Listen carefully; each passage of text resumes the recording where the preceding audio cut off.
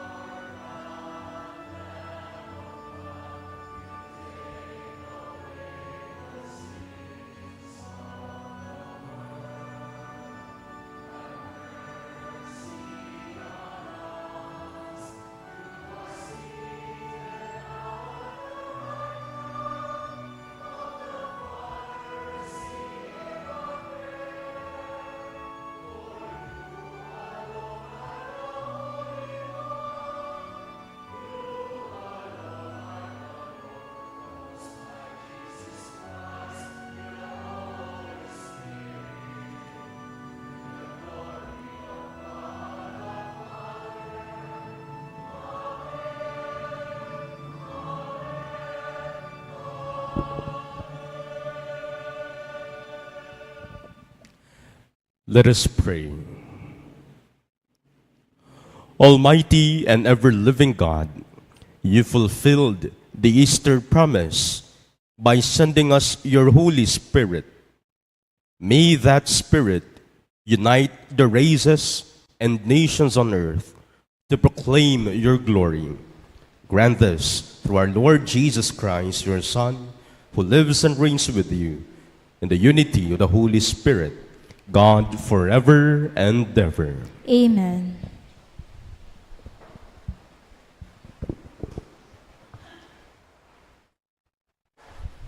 The Liturgy of the Word.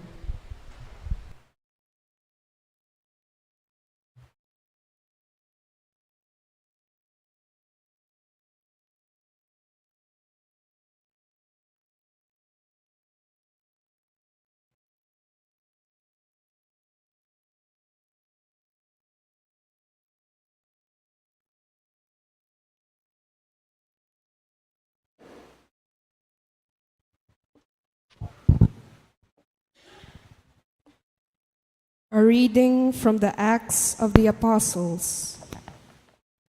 When the time for Pentecost was fulfilled, they were all in one place together. And suddenly there came from the sky a noise like a strong driving wind, and it filled the entire house in which they were. Then there appeared to them tongues as of fire, which parted and came to rest on each one of them. And they were all filled with the Holy Spirit and began to speak in different tongues as the Spirit enabled them to proclaim. Now there were devout Jews from every nation under heaven staying in Jerusalem. At this sound, they gathered in a large crowd, but they were confused because each one heard them speaking in his own language. They were astounded, and in amazement they asked, "Are not all these people who are speaking Galileans? Then how does each of us hear them in his native language? We are Parthians, Medes, and Elamites, inhabitants of Mesopotamia, Judea, and Cappadocia, Pontus and Asia, Phrygia and Pamphylia, Egypt and the districts of Libya near Cyrene, as well as travelers from Rome, both Jews and converts to Judaism, Cretans and Arabs. Yet we hear them speaking in our own tongues of the mighty acts of God." The word of the Lord. Thanks be to God. In our responsorial psalm, let our response be, "Lord, send out your Spirit and renew the face of the earth." Lord, send out your Spirit and renew the face of the earth. Bless the Lord, O my soul. O Lord, my God, you are great indeed. How manifold are your works, O Lord.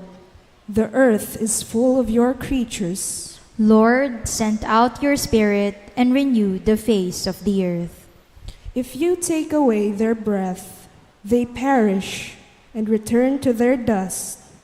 When you send forth your Spirit, they are created, and you renew the face of the earth. Lord, send out your Spirit and renew the face of the earth. May the glory of the Lord endure forever. May the Lord be glad in his works. Pleasing to him be my theme. I will be glad in the Lord. Lord, send out your Spirit and renew the face of the earth.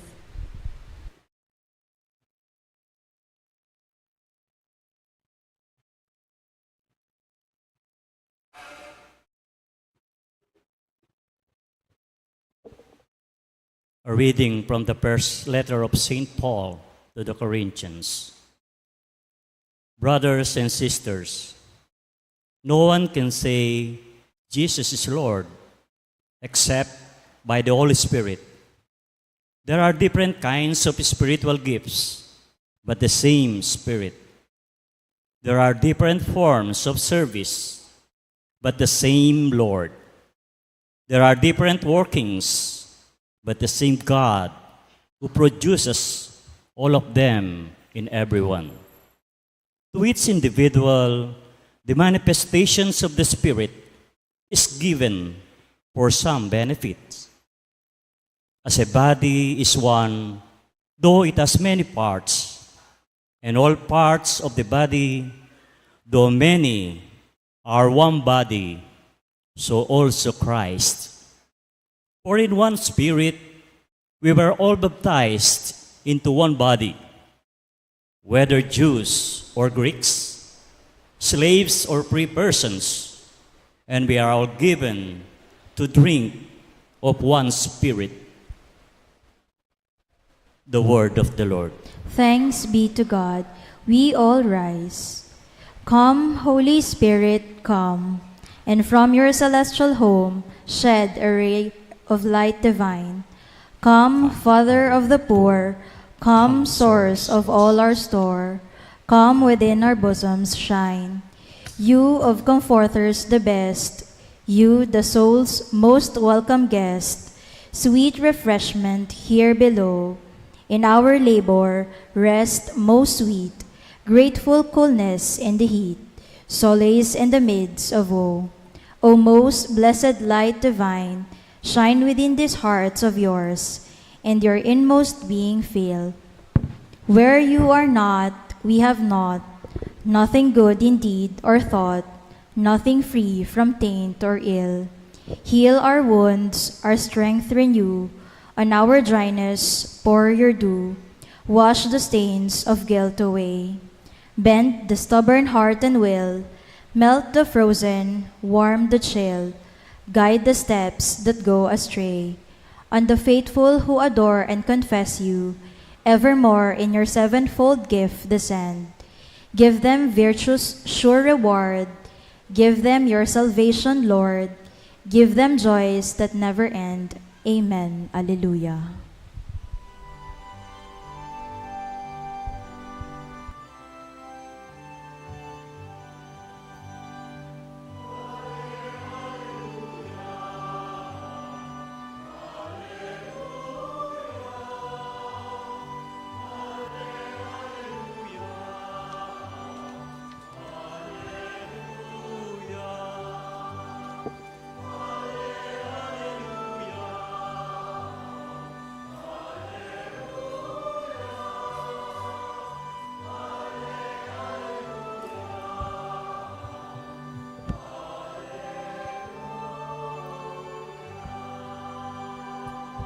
Come, Holy Spirit, fill the hearts of your faithful, and kindle in them the fire of your love.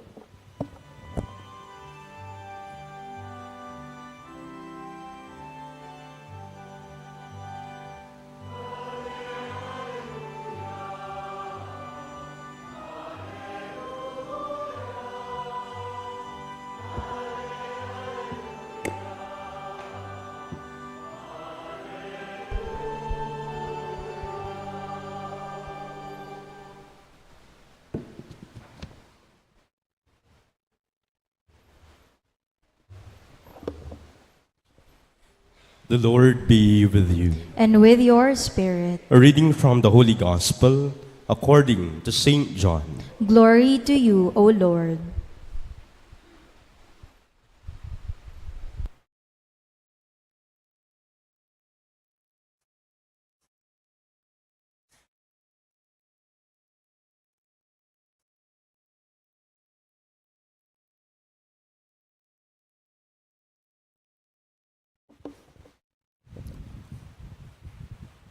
On the last and greatest day of the feast, Jesus stood up and exclaimed, "Let anyone who thirsts come to me and drink." As Scripture says, rivers of living water will flow from within him who believes in me. He said this in reference to the Spirit, that those who came to believe in him were to receive. There was, of course, no Spirit yet, because Jesus had not yet been glorified. My dear friends, the Gospel of the Lord. Praise to you, Lord Jesus Christ. Dear brothers and sisters and friends in Christ, magandang gabi po sa inyong lahat. Nang may ngiti sa ating mga labi, pakishare mo naman yung good evening sa iyong katabing nagsisimba ngayon. Good evening po sa inyong lahat. I already mentioned a while ago at the beginning of the Mass that what we are actually celebrating today is the solemnity of the Pentecost. Pwede po bang pakisabi natin? Pentecost. Mas malakas. Pentecost. So ang dakilang solemnidad o kapistahan ng Pentecoste. And maybe it is just a review to you that the day of the Pentecost is actually the coming down of the Holy Spirit. Ito ay ang kapistahan ng pagbaba at pagdating ng Espiritu Santo. The third person, the third divine person of the most holy Trinity, ang Espiritu Santo. Today is the feast of the Holy Spirit. Why Pentecost? Because it is exactly 50 days exactly 50 days after the resurrection of Jesus. Mula nung siya muling nabuhay, kung ating bibilangin, it must be 50 days when the promise of Jesus to his apostles was fulfilled. Before ascending into heaven, we celebrated last Sunday the ascension of the Lord into heaven. Before going up into heaven, Jesus gave his apostles a promise that he would send the advocate, the helper, in the person of the Holy Spirit. Mga kapatid, ang kapistahan ho ng Pentecostes is also considered as the birthday of the church. Yes, you're right with what you heard. Today is the birthday of the Catholic Church. Kaya pwede bang pakigreet yung katabi? Happy birthday! Sa lahat na nagigreet, kayo yung malungkot. No? Today marks the birth of the church by the coming down, by the descent of the Holy Spirit upon the apostles. But there is something unique in tonight's celebration. There is something different, something unique in tonight's celebration. Because what we are celebrating today is the Vigil Mass. The Vigil Mass for the Pentecost. No? Vigil, Bihilya. Sabi natin sa Tagalog at Kapampangan. Vigil is Bihilya. Paano mo malalaman na ang isang kapistahan ay mahalaga? Paano natin masasabi na ang isang kapistahan at solemnidad sa simbahan ay tunay na napakahalaga? If the feast or solemnity has a vigil. What is a vigil? Simply put, it is the beginning of the celebration, the night or the evening before the day of the feast. Again, it is the beginning of the feast itself from the night before the day itself. No? So that is the vigil we're celebrating today. Today is the eve, the beginning, the night before the solemnity of the Pentecost. Kaya nga ngayon ho, we join Mary and the apostles who were in a place called Cenacle. Mary and the disciples of the Lord were there in a room. What are they doing there? They're waiting and praying for what? They are patiently waiting and praying fervently for the coming of the Holy Spirit. Sa misang ito, mga kapatid, sa misa ng Bihilya ng Pentecostes, this Vigil Mass of the Pentecost, we are actually participating.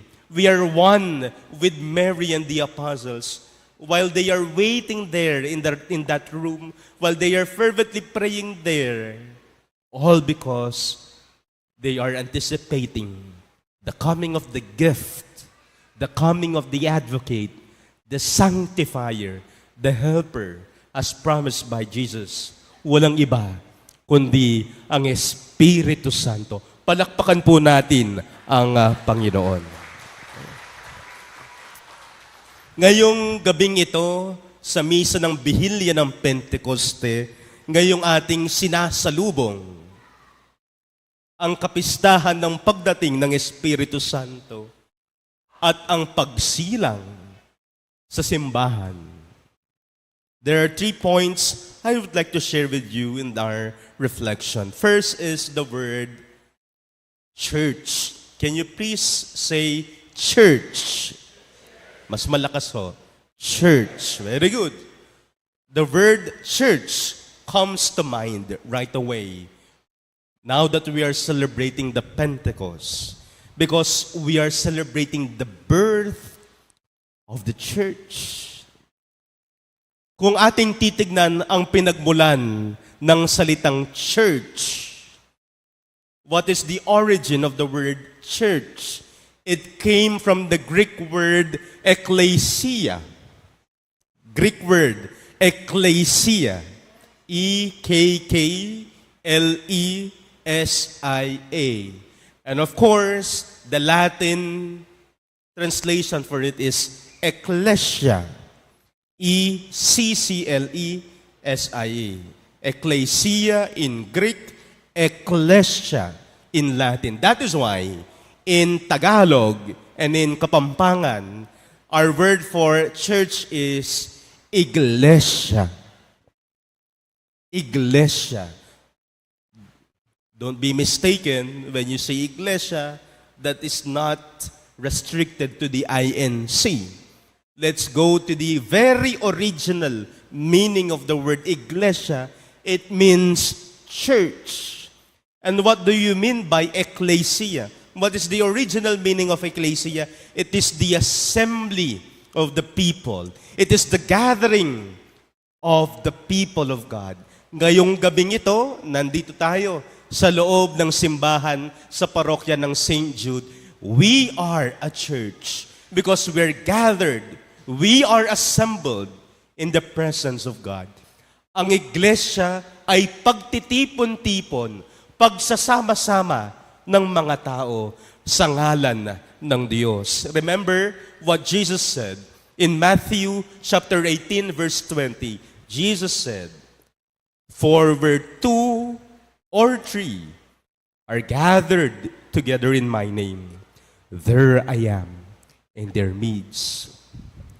Kung saan mayroong dalawa o tatlo na nagtitipon-tipon sa ngalan ko, naroon ako kasama nila. And now we are gathered as a church, as an iglesia. That's why we say, Santa Iglesia Católica, the Holy Roman Catholic Church. Pero now in Kapampangan, we have another translation. No? A better, or I would say a unique, not really a better, but a unique translation in Kapampangan than Iglesia is kapulungan. Banal a kapulungan. That's why kapulungan, ito'y pagpupulong-pulong. No? Pagsasama-sama. It is assembly of the faithful. My dear brothers and sisters, as we celebrate today Pentecost, it's good to be reminded that the church is a community. The church is a gathering, an assembly. Kaya nakakalungkot, no? Kapag ikaw ay magsisimba, tapos nakukontento ka na lang sa nagsisimba ka ng Sabado at Linggo, knowing na yung iyong parent ay nasa bahay. O kaya yung iyong anak o kapatid na sarap sa tulog ay magpapaiwan. No? For some reasons ay hindi makakasama. You know, when there are family members and other members of the church that fail to attend, that fail to be present, that fail to commune and be one in each celebration of the Mass, we fail to become truly and authentically a church. Allow me to emphasize that again. Sa tuwing nakukontento na lang tayo, na tayo-tayo na lang yung nagsimba, tayo-tayo na lang yung nagkikita-kita tuwing Sabado at Linggo, and we begin to lose interest in inviting other members of the church, beginning with our own household, to come and join and attend the Mass. You know, at some point, we are failing to become a church as a gathering of people, an assembly of God's people. Lagi kong sinasabi, kapag may nakikita pa kayong mga espasyo sa simbahan, look around. If you see spaces in the pews, look around. Tingnan niyo yung mga upuan sa simbahan. When you see empty pews, empty spaces in the chairs, in the pews of the church, it means we have not yet fully reached the unity of being a church. And that is our mission. Mission natin, hindi lang ang makapagsimba. Mission din natin ang yayain, akayin papunta sa simbahan ang mga taong hindi natin alam ang mukha at pangalan, ngunit dapat ay nandito rin. These empty chairs, these empty pews are for them. They are for them. Kaya mga kapatid, ayan ang unang paalala sa atin ngayong kapistahan ng Pentecoste at araw ng pagsilang ng Inang Santa Iglesia. The church is a community, and as a community, we are responsible of all our fellow believers and baptized, especially those members of the church who have grown cold, members of the church who lose interest in joining the gathering, the common celebration, and worship of God. That is for the first part.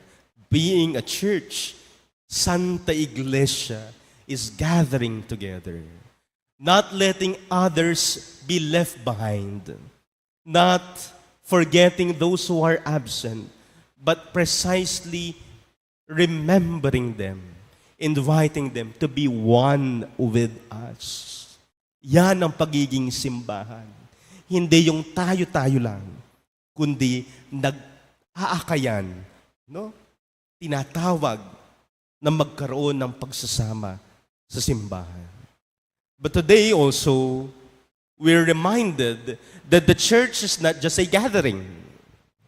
The church is not just an assembly. Aba, kung gathering yan, ibig sabihin, yung mga nasa palengke ay simbahan. Because there is a gathering of shoppers. No? The church is not just an ordinary gathering. The church is not just an ordinary assembly. It is a community of prayer. Kung kayo'y nakinig sa ating unang pagbasa, the first reading taken from the Acts of the Apostles, you heard what happened during the Pentecost. Mary and the disciples of Jesus were gathered. Yes, they are waiting for the coming of the Holy Spirit. Pero paano sila naghihintay? Paano nila hinihintay ang pagdating ng banal na Espiritu? They were praying. Sila po'y matyagang nananalangin, matyagang nagdadasal hanggang sa pagdating ng banal na Espiritu. And so the church, dear friends, is a community of prayer and worship. Natitipon tayo sa simbahan, hindi lang para magkumustahan. Natitipon tayo sa simbahan, not because you feel you are obligated to attend Mass. We go to the church not because you fear committing mortal sin when you skip your Sunday obligation. But more importantly, we go to church, we attend Mass, we gather together for only one reason, for prayer and worship. Yan ang wag nating kakalimutan. Tayo ay simbahan, tinawag na magtipon ng Diyos para sa buhay panalangin at pagsamba. Nakakalungkot isipin kapag mayroon tayong mga kapamilya, kamag-anak, o di naman kaya'y mga kaibigan, na kapag niyaya mong pumunta sa simbahan upang magsimba, ay magbibiro ng ganito. Ipagdasal niyo na lang ako. Wala. Siguro, a person comes to mind, no? Yung sasabihin sa iyo ng pabiro, pakisimba mo na ako mo. Pwede warita? Huh? Prayer, yes.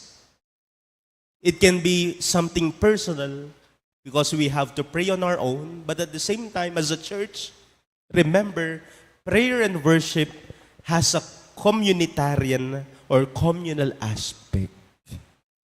Prayer and worship has a communal aspect. No? Hindi natin maaaring laging sabihin, pakisimba mo na ako mo. Pakipangadi mo na ako mo.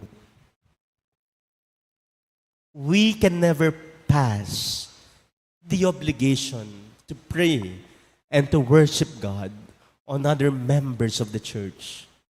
We are members of Christ's body, the church. It is our call, it is our responsibility to take part and to join in prayer and worship. Kaya mga kapatid, no, kapag may nagsabi ng ganun sa inyo, mabuti paalalahanan natin sila.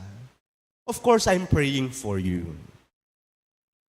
But remember, you should also pray for yourself, for your family. It is also your obligation to attend Mass, to thank the Lord for the many blessings He has given you. Ikaw yung tumatanggap ng grasya ng Diyos, ikaw yung tumatanggap sa pagpapala ni Jesus, tapos ang magpapasalamat ay ibang tao. So, one mark of being a church is prayer and worship. Bagamat kung minsan sa simbahan, minsan tayo naiistorbo, nagkakaroon tayo ng ibang priorities, no? Kung minsan ang simbahan nabibisi sa fundraising, nabibisi sa construction, nabibisi sa mga pa-concert for a cause, dinner for a cause, nabibisi sa kung ano-anong mga, kung minsan may mga parokya yung nagfa-fun run, may kung ano-ano mga pakulo, no? Not that these are wrong, but we must always remember what makes us a church is that we are gathering in prayer and worship. And third and last, dear brothers and sisters, for this Pentecost, remember one characteristic, one important mark of being a church is the presence of the Holy Spirit. Nariyan, sumasa atin ang presensya ng banal na Espiritu. Kaya nga, kung minsan, nakakapagtaka ho, di ba? Nakakapagtaka lang.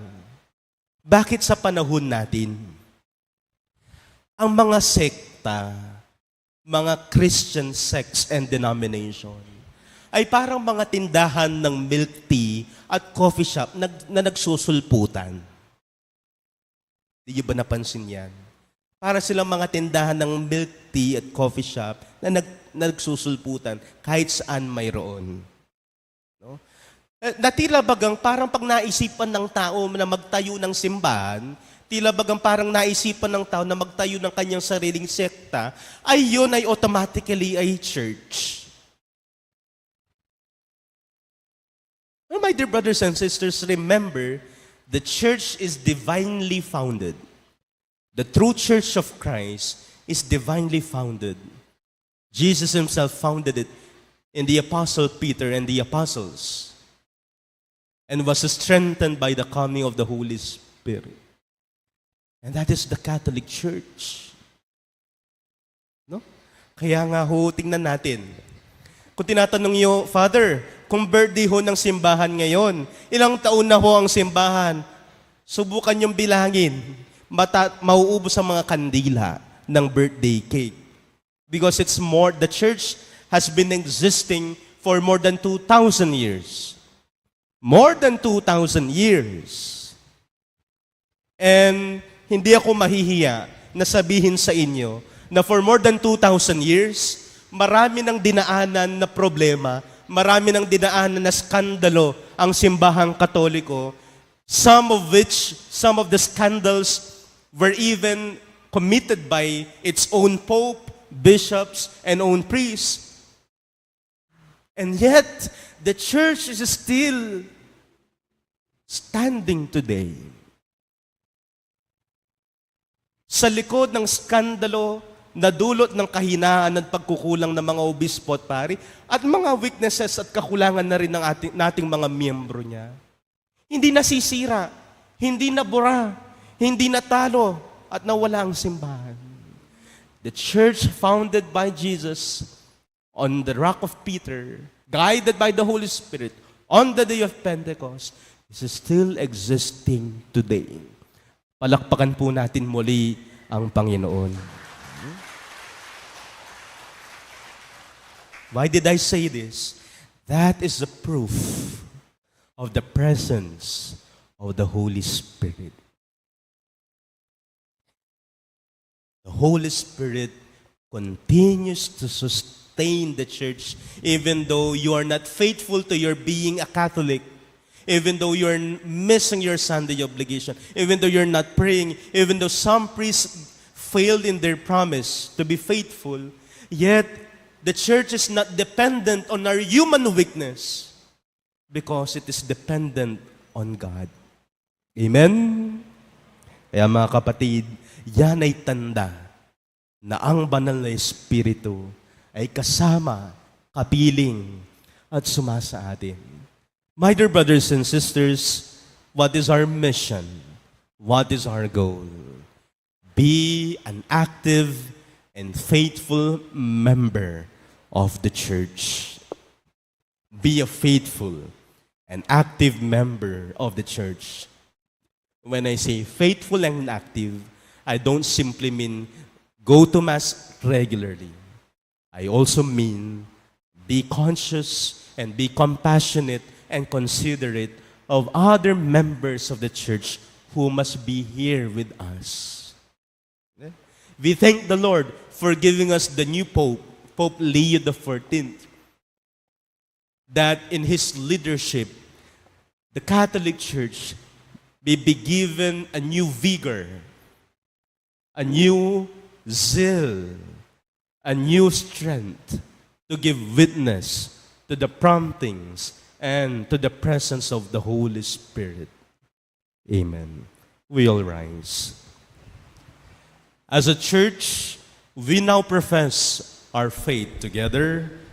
I believe in God, the Father Almighty, creator of heaven and earth, and in Jesus Christ, his only Son, our Lord, who was conceived by the Holy Spirit, born of the Virgin Mary, suffered under Pontius Pilate, was crucified, died, and was buried. He descended into hell. On the third day he rose again from the dead. He ascended into heaven and is seated at the right hand of God, the Father Almighty.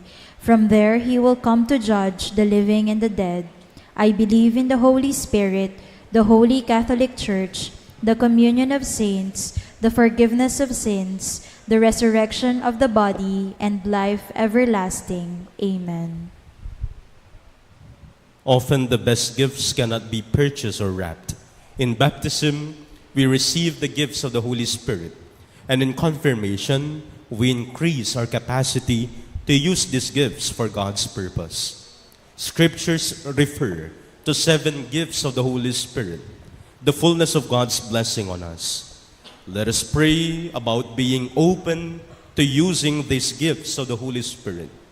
As we mention each, we will light a candle of the menorah and ask God to inflame our hearts and set us on fire with eagerness to do the works of God. For every petition, our response is, Lord, hear our prayer. Lord, hear our prayer. To help us be truly wise in following the way of the Lord, let us pray for the gift of wisdom. Wisdom, give to us, God our Father. Help us make decisions wisely. Wisdom, give to us, God our Father. Give your Spirit to our word. Lord, hear our prayer. To help us see things as God sees them, let us pray for the gift of understanding. Understanding is your gift to us. Let us see as you would see. Understanding, give to us, God our Father. Give your Spirit to our world. Lord, hear our prayer. To know the goodness of God, to appreciate the Scriptures, and to acknowledge God's gracious kindness, let us pray for the gift of counsel. Knowledge, give to us God our Father. Let us know the path of holiness and truth. Knowledge, give to us God our Father. Give your Spirit to our world. Lord, hear our prayer. To live our Christian lives bravely, no matter what the hardships, difficulties, or pressures, let us pray for the gift of courage. Courage is a gift to help us live lives of witness, lives of love and truth. Help us overcome the hardest thing. God our Father, give your Spirit to our world. Lord, hear our prayer. To help us recognize right and wrong, the acceptable and the better according to God's law, let us pray for the gift of right judgment. To judge well takes a special grace of God. It's hard all times to know what's right, what's wrong. Help us to know what is good, what is better still. Give your Spirit to our world. Lord, hear our prayer. To appreciate the glory of God, to stand in awe and wonder before God's creativity and magnificence, let us pray for the gift of piety. Great is your name, and grant your majesty. Lord of power, God of mighty deeds, help us live in a way of wonder. God our Father, give your Spirit to our world. Lord, hear our prayer. To show God the honor and respect God deserves, let us pray for the gift of fear of the Lord. All honor, glory of the power to you. God, our Father, our heart says yes to all that you command. Help us to put you before all else. Give your Spirit to our world. Lord, hear our prayer. O God, send down your Holy Spirit and create a new Pentecost among us. May the Heavenly Comforter help us to be witnesses of Christ, that His kingdom may stretch to the ends of the earth and last forever, through Christ our Lord. Amen.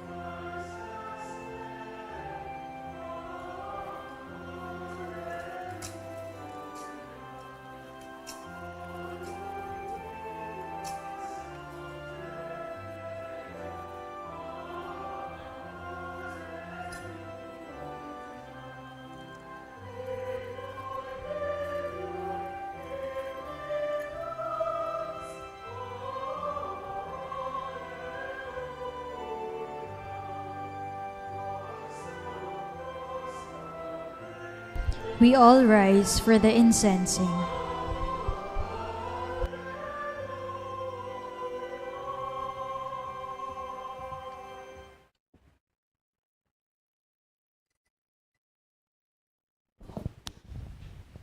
Pray, brethren, that our sacrifice may be acceptable to God, the Almighty Father.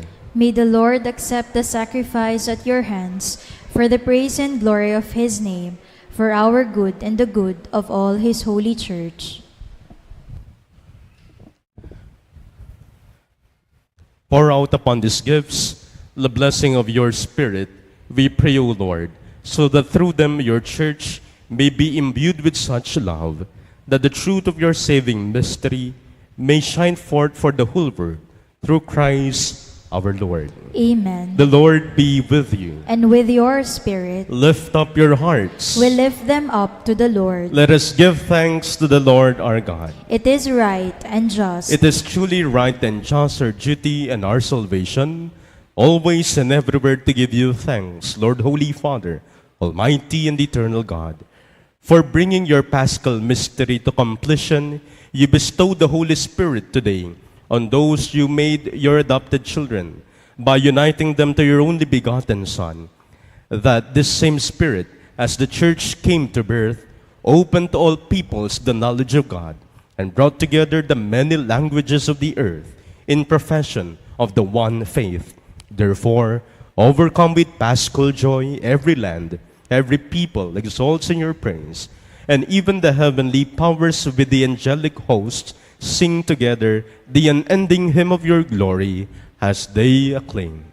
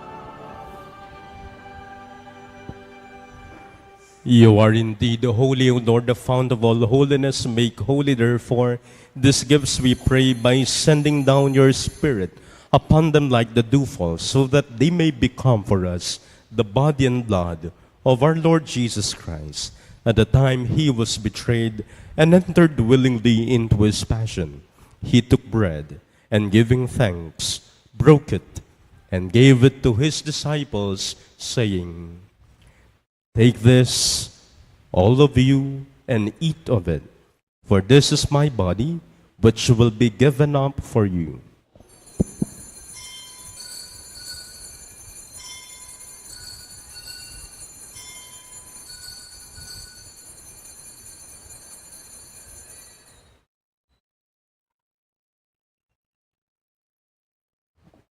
In a similar way, when supper was ended, he took the chalice, and once more giving thanks, he gave it to his disciples, saying, "Take this, all of you, and drink from it.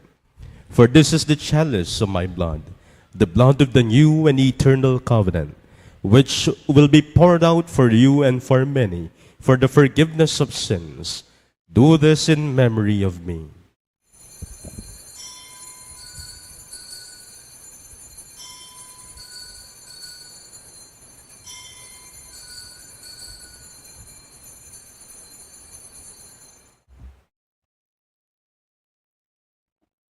The mystery of faith.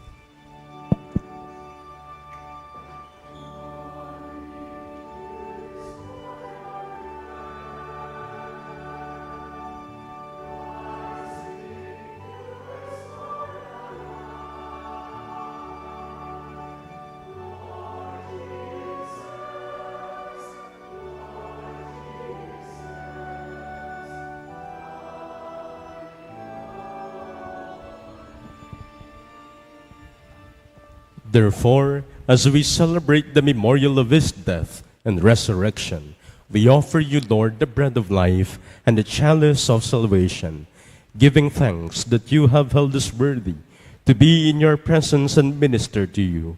Humbly we pray that partaking of the body and blood of Christ, we may be gathered into one by the Holy Spirit. Remember, Lord, your church spread throughout the world, and bring her to the fullness of charity, together with Leo, our Pope, and Florentino, our Bishop, and all the clergy. Remember also our brothers and sisters who have fallen asleep in the hope of the resurrection, and all who have died in your mercy. Welcome them into the light of your face. Have mercy on us all, we pray, that with the Blessed Virgin Mary, Mother of God, with blessed Joseph, her spouse, with the blessed apostles, and all the saints who have pleased you throughout the ages, we may merit to be co-heirs to eternal life, and may praise and glorify you through your Son, Jesus Christ. Through him, with him, in him, O God Almighty Father, in the unity of the Holy Spirit, all glory and honor is yours forever and ever.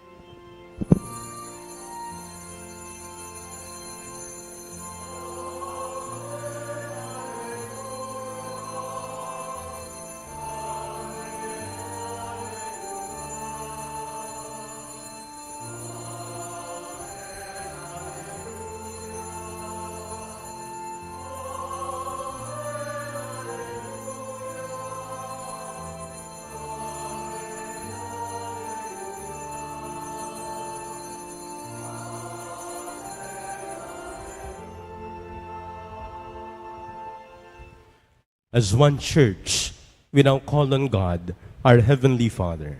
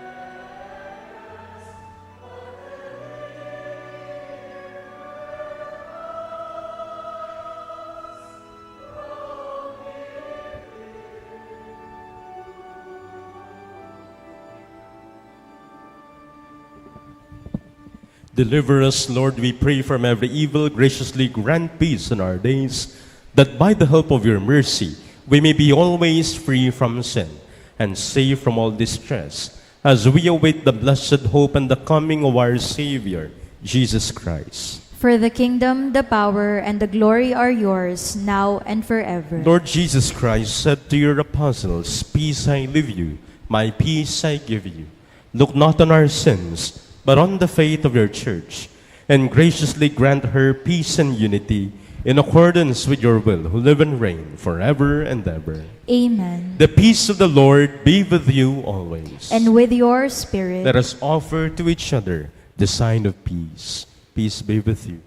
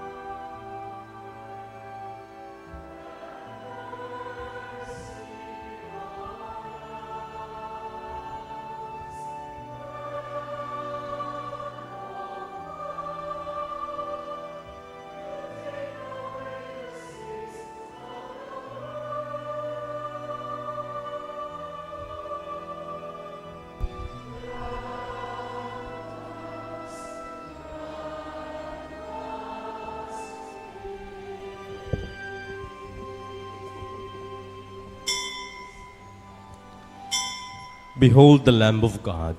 Behold him who takes away the sins of the world. Blessed are those called to the supper of the Lamb. Lord, I am not worthy that you should enter under my roof, but only say the word, and my soul shall be healed.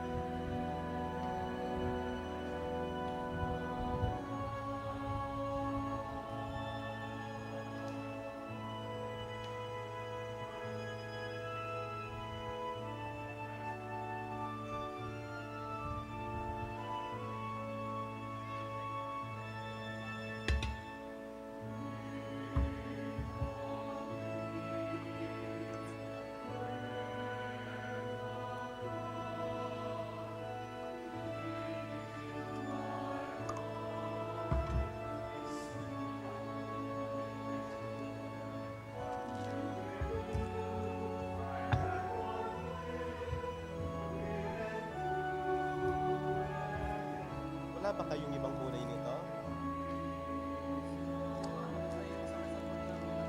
Last Sunday pa kasi mali yung kulay nito. Doon na sa last Sunday.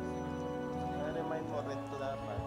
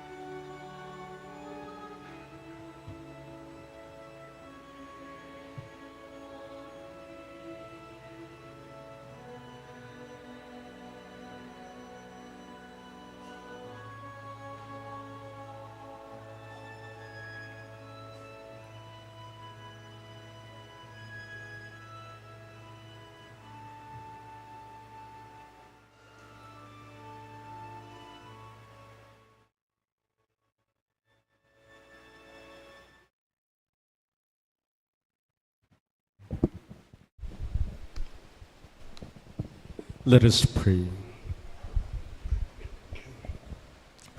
Lord, through this Eucharist, send the Holy Spirit of Pentecost into our hearts to keep us always in your love. We ask this through Christ our Lord. Amen. The Lord be with you. And with your spirit. Please bow your heads and pray for God's blessing.